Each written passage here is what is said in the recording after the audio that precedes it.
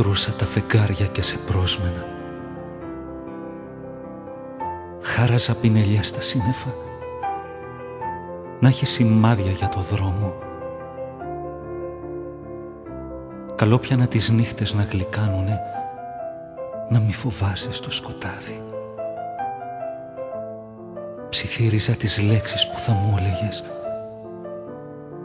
και ξέρα πριν ακόμα σε γνωρίσω για του ονείρου σου την ακριβή πνοή.